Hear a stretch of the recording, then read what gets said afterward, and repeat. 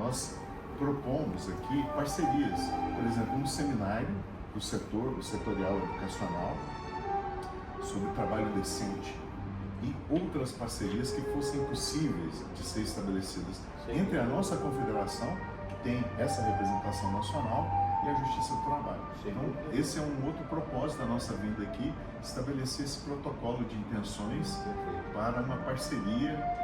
Vamos fazer junto com a ENAMAT, com a nossa escola nacional, né, de aperfeiçoamento de magistrados, né, para esse magistrado. Diante do avanço do EAD, do trabalho intermitente, o impacto de tudo isso nós contra terceirização ilimitada, né? Então, nós enfrentamos no cotidiano, ali, das nossas bases das relações de trabalho, problemas. E aí eu gostaria que o nosso assessor jurídico, Santana, colocasse objetivamente as nossas preocupações, e nós temos aqui também um ofício, né? Manifestando, por óbvio, a nossa demanda em relação à revisão de uma jurisprudência. Santana. Nós temos hoje um contexto realmente inusitado, inimaginável no Brasil, do ponto de vista da educação privada.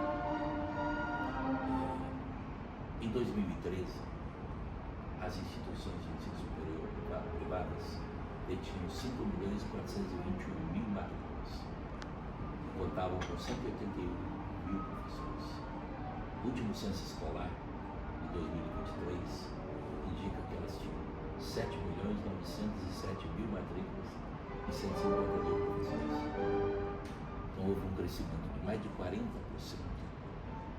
do número de matrículas e um decréscimo de 26% do total de integrantes da categoria.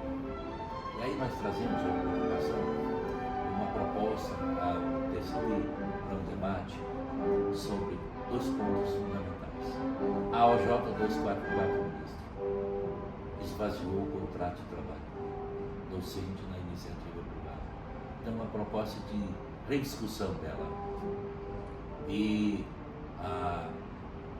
a necessidade, para mim, o professor Ailton fez referência aqui à EAD.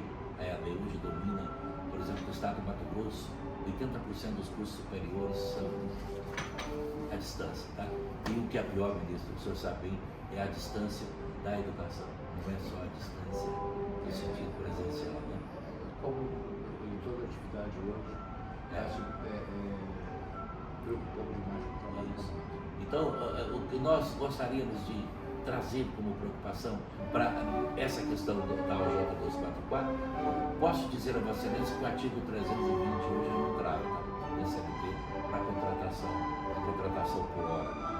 E outro ponto é o seguinte, a necessidade de um debate mais amplo sobre o uso da voz, da imagem e da produção intelectual docente. Porque esse fato que eu narrei, da redução de 31.000 professores, tem muito a ver com isso. Nós temos salas com 3.000 alunos. Isso. Eu recebo por uma aula e dou aula para o Brasil inteiro. Esforçarmos para criar uma abrangência no sentido de, aprofundando os temas de relevância, de importância, criar os precedentes que terão caráter qualificado. Agora, para que tenha caráter qualificado, nós precisamos abrir o diálogo, ouvir os interessados e aprofundar decisões. E isso estamos fazendo. E do ano passado para cá nós tivemos um aumento muito grande das teses em incidente recurso repetitivo, que naturalmente dão para nós a qualificação para que os tribunais respeitem essas decisões e eles passem a ter autoridade. Primeiro, uniformizem as suas competências. Em segundo lugar, decidam segundo a maioria decide. Né? Não adianta dizer, olha, o meu entendimento é mais bonito do que todo o resto. Né? A maioria é sábia, né? É ela que vai defender os distintos. E acabar com essa história de casos iguais serem julgados de forma diferente. Nós queremos aqui formalizar o nosso apoio. Esse é um manifesto que a Confederação faz em apoio à Justiça do Trabalho, está nos autos do processo do tema 3899. Nós reproduzimos aí a manifestação de apoio à justiça. Esse tema está angustiando a todos. A todo mundo, porque na realidade a Constituição Federal nos deu uma competência. Né? Competência em relações de trabalho. Então, eu acho que temos autoridade para definir o que é a relação de trabalho e qual a forma da relação de trabalho e qual a lei de regência dessa relação de trabalho. Não que a única lei de regência seja a CLT, mas a CLT é a lei de regência de 1943 com uma atualidade nos dias de hoje ainda fantástica. Então é preciso entender o seguinte, que aqueles trabalhadores que têm